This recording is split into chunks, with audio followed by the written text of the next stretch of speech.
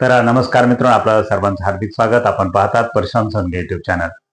राजकारणाचा दर्जा दिवसेंदिवस घसरत चाललेला आहे असं आपण म्हणतो. माणुसकी विसरत चाललेले आहेत.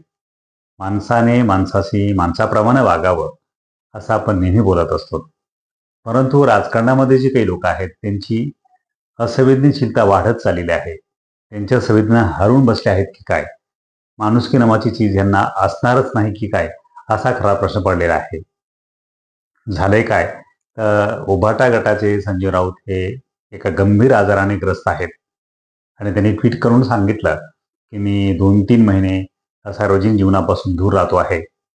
आपल्या कार्यकर्त्यांना, आपल्या समर्थकांना त्यांनी आव्हान केलं आणि ते आजारी आहेत ही बातमी महाराष्ट्रभर पसरली. आता गंभीर आजाराने ते ग्रस्त आहेत म्हणल्यानंतर जे काही तुमचे पक्षी मतभेद असतील, विचारामध्ये काही मतभेद असतील तर ते आपण समजू शकतो. परंतु जे काही शिंदे गटाचे काही आमदार आहेत, काही मंत्री आहेत, हे संवेदना व्यक्त करताना कशा प्रकारची माणुसकी दाखवत आहेत, कशा प्रकारचं तोंडसुख घेत आहेत. आणि शेवटी मृत्यू आणि आजार हे कुणाला टळलेले नाहीत. परंतु हे जे काही मंत्री आमदार ज्यांनी शिवसेनेशी गद्दारी करून उद्धव ठाकरेपासून फराकत घेऊन शिंदेगड स्थापन केला आणि शिंदेगड स्थापन केला आणि आपल्या सरकारमध्ये सामील झाले आणि ऐन प्रमाणाने सत्ता हस्तगत केल्यानंतर जे सत्तेचा काही माज असतो, यशाचं जी काही हवा असते ती डोक्यात गेलेली असते आणि ज्या पद्धतीप्रमाणे ते माणुसकी विसरलेले आहेत अशा पद्धतीचे वक्तव्य करतात गुलाबराव पाटील, त्यातलेच एक मंत्री आहेत. यांनी कशा संवेदना संजय राऊतविषयी व्यक्त केल्या आहेत हे आपण पाहू.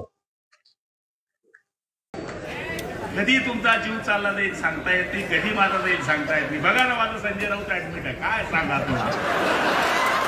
वो मेरा माल है भाई, मेरा माल है. हे वाचलं पाहिजे. देवाला प्रार्थना केली मी, जिजाऊ मातेला मी प्रार्थना करतो की त्याला चांगली बुद्धी दे. जे सत्यानाश करणाऱ्या लोकांना चांगली बुद्धी दिली तर बाळासाहेब उद्धव साहेबांचे जे 20 आहे ते राहतील, नाही तर पुढच्या टाइमला काहीच राहणार. ऐकलं, ते गुलाबराव पाटील किती असंवेदनशील माणूस आहेत हेच त्यांनी याच्यातनं दाखवून दिलेलं आहे. म्हणजे माझ्या अंगामध्ये किती अमानुषकी ठासून भरली आले आहे आणि आम्हाला सत्तेपुढं, आमच्या पदापुढं आम्हाला काहीही महत्त्वाचं नाही. कारण आम्ही तोंडसुख सुद्धा एखाद्या आजारपणाच्या माणसावर घेऊ शकतो आणि इतका आम्ही अमानुषकीनं वागू शकतो, अशा पद्धतीचंच त्यांचं हे वर्तन आहे. आणि कुठल्याच संवेदनशील महाराष्ट्रीयन माणसाला हे आवडणार नाही आणि विवेकवादी माणसाला सुद्धा त्यांचे हे जे काही एका पक्षात पडून दुसऱ्या पक्षात जाऊन सत्ता स्थापन करणं आहे हे आवडलेलं नाही.